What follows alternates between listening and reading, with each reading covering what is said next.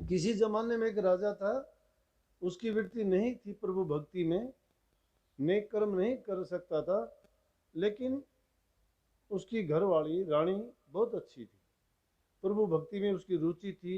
नेक प्रभु भक्ति में जिसकी रुचि होगी उसके दिल में दया भी होगा, प्रेम भी हो गया, धैर्य भी होगी, शांति भी होगी, और वो परोपकारी भी होगा, दूसरे के हित की बात सोचेगा। तो रानी हमेशा सोचती रहती, राजा को चेताती रहती कि आप राजकाज के कामों में फंसे रहते हो, दुनियादारी के और कामों में फंसे रहते हो, किसी को सजा भी देते हो, किसी का भला भी करते होगे, वो अलग बात है, लेकिन कुछ भी करो लेकिन प्रभु की भक्ति भी किया करो कभी। लेकिन वो राजा नहीं सुनता था, आराम से सोता था, खाता था, पीता था। बोला सोना खाना पीना ये तो जीव जंतु दूसरे जीव भी करते हैं, जो प्रभु की भक्ति नहीं करता, इसके लिए समय नहीं निकालता राजा, वो बहुत मूर्ख है। आप मूर्ख से मूर्ख हो।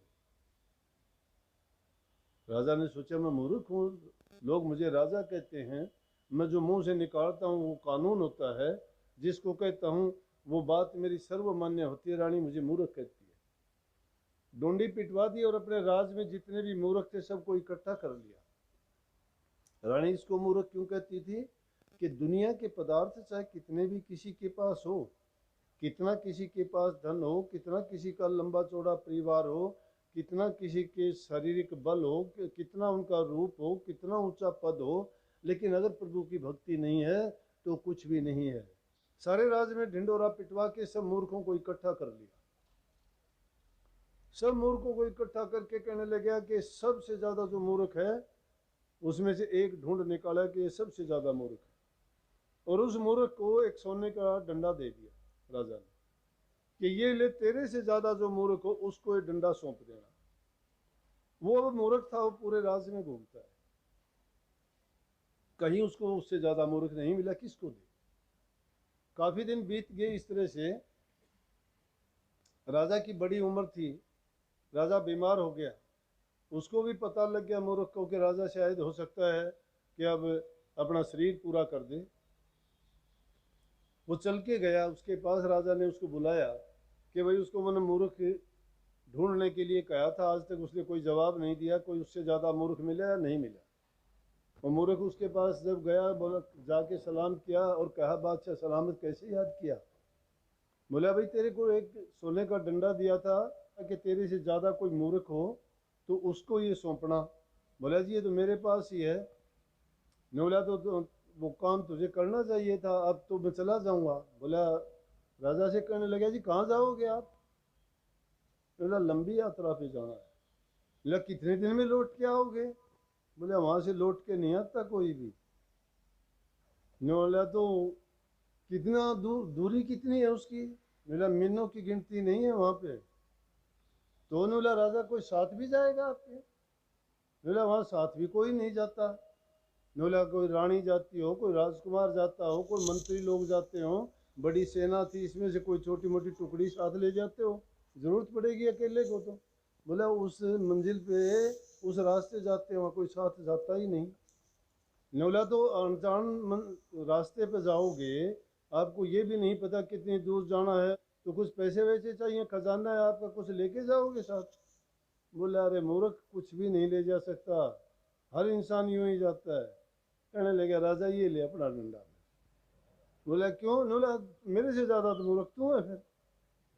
जब तुझे ये पता था तू इन चीजों में से कोई चीज नहीं लेके जा सकता और पूरी जिंदगी तू इन्हीं में लिपटा रहा, तो उन्होंने बोला मैं तो वो काम करना चाहता हूँ कि जिससे जो है इन चीजों से बच जाऊं।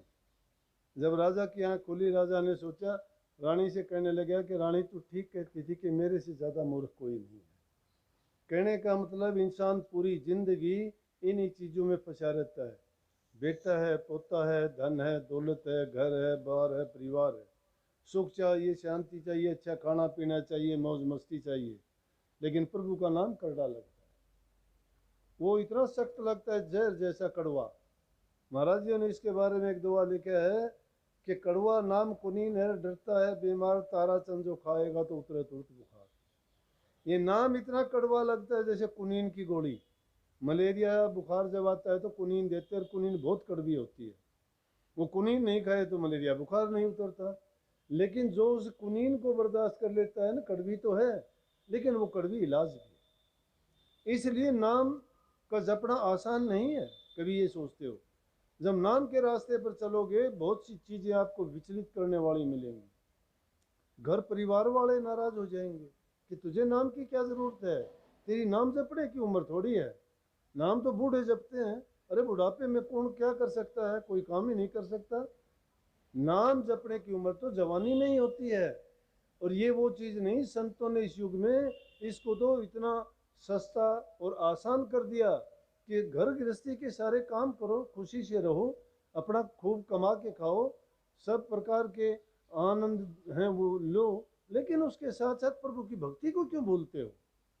उसको अगर तुम करते जाओगे, जिस प्रकार अपने कपड़े रोजाना साफ करते हो, शरीर को रोजाना साफ करते हो, मैल जो चढ़ती है उतर जाती है। हमसे तो अच्छे फिर ये ईसाई लोग हैं, वो कहते हैं कि 5 दिन तक तुम कुछ भी काम करते रहो, मांस खाओ, मदिरा पियो, कहीं भी जाओ, कहीं भी आओ, कुछ भी करो।